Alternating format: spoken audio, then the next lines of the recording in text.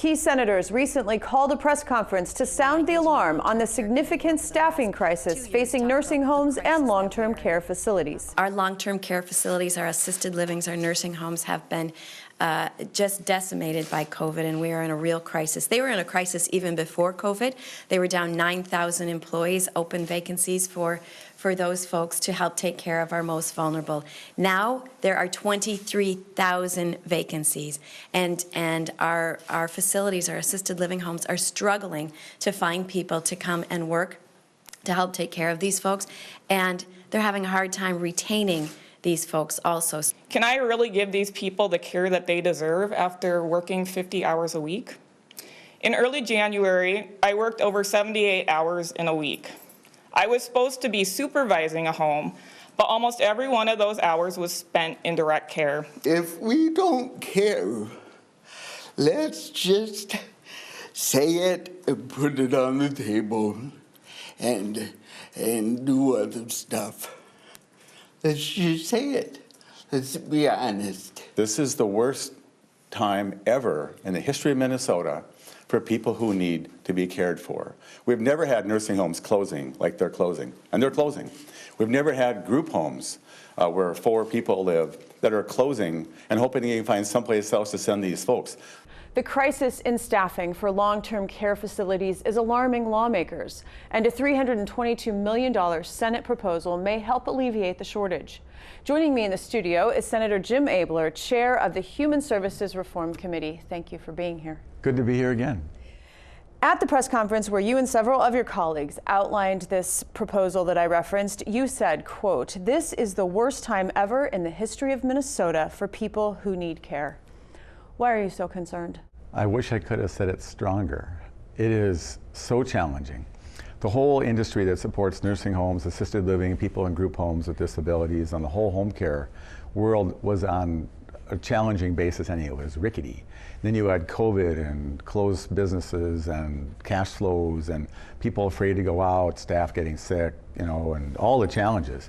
It's only exacerbated things, which has created a massive workforce crisis. And everybody and their brother is paying more money than you can get in long-term care, which is some of the most important work of anywhere. Places are actually closing, turning out people from group homes. Nursing homes are closing.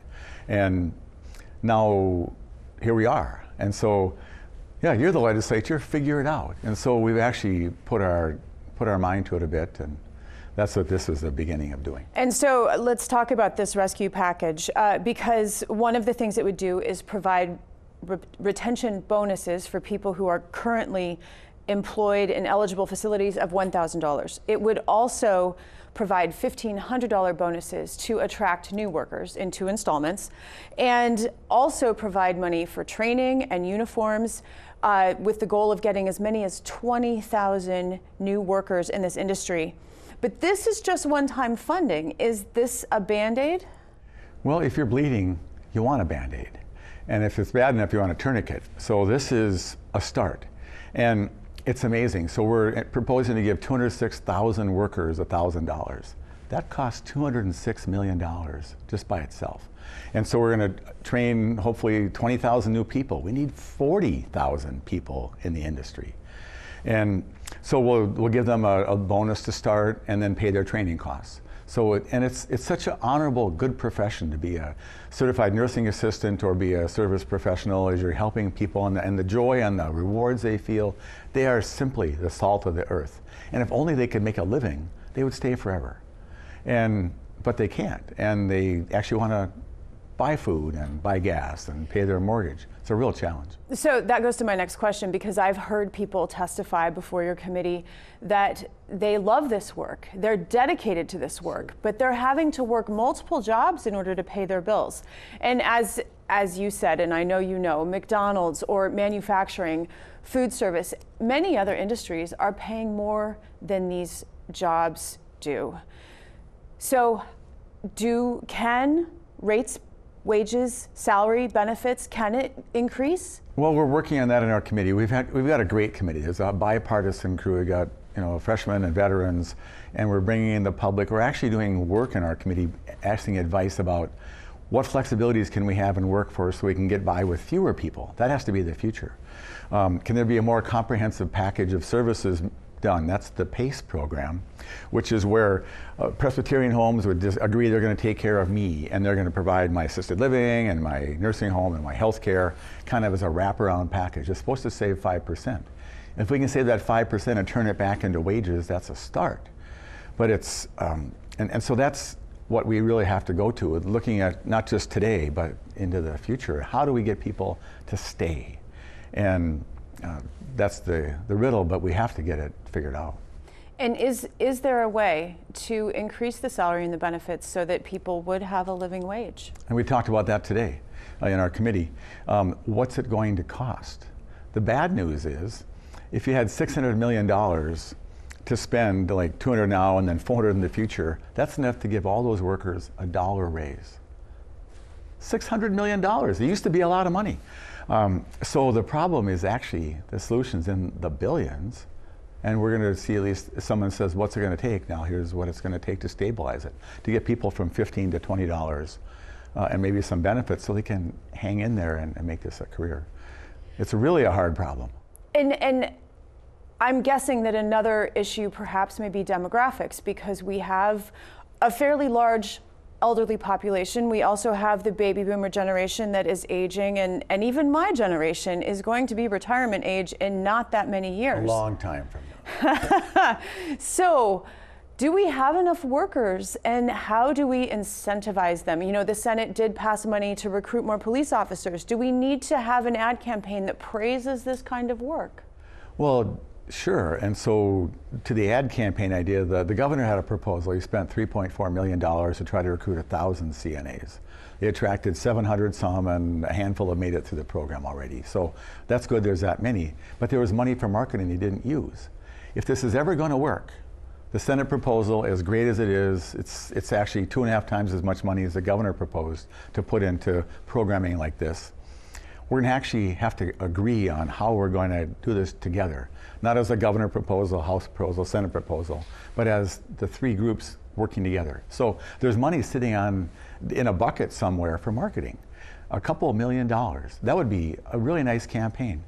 And so, yeah, it can work. And then also we need to find, just to make you feel even worse, this is all very discouraging. There's only 6,000 people, new workers, to come and do everything in Minnesota, according to the demographic people, the police, teachers, you know, everybody. And so can we find a way to maybe help people that are homeless, to draw them in, and so they can have a ladder to success? People in substance abuse programs, people that are underemployed or just kind of gave up trying, could they come in and work part-time? Could they enjoy the joy of working and serving somebody? Because we need more people, more than is out there, and we now have to have incentives. And so it's a big problem. Stay tuned. But the future of your grandma and maybe even you is at stake. And that's what we're trying to fix. And so some of what you're laying out there are new and creative ways perhaps at looking at this issue. I mean, your committee, the Human Services Reform Committee, is always looking for ways to improve, streamline, make more efficient with less tax dollars. Besides these ideas you just presented, are there others on the horizon, ways to do more with less? Yeah, more. So the money is a different discussion. And we spend more money than almost any state on our Medicaid programs, and still we're challenged. And maybe they're way better. We're trying to figure out that. But there's ways to do shared services. Can a group home have 5 people instead of 4, or maybe 6 if it's accommodated? And if the people are happy with it, maybe you can have the same amount of staff. Ideas like that would help to just take care of it, just to keep it together. So we have to find a way. You can't have all the money you want because it's in the billions. So we have to find a way to do with the money, most of the money we have, and the people we have, and improve our system. Sometimes a crisis is a good time to make things even better. People pray that we can find a way to work around here to keep our seniors and our vulnerable people with disabilities safe. It's the time. One final thing, I've been reading about multi-generational housing. And I wonder if that's perhaps an opportunity where you have young folks and older folks and they can all kind of work together and help each other out, especially since we have a housing crisis. You know, if is that a direction? Is that a new way to think about this? I think the world is changing. I think that for some people it makes a lot of sense. My sister lived with my parents. They had a separate mother-in-law apartment, and she was down there every day, and my dad passed away, never had to leave the house. Little home hospice at the end, and God bless the VA. So of necessity, these things may have to happen, and I think people may have to take a little more responsibility for their loved one.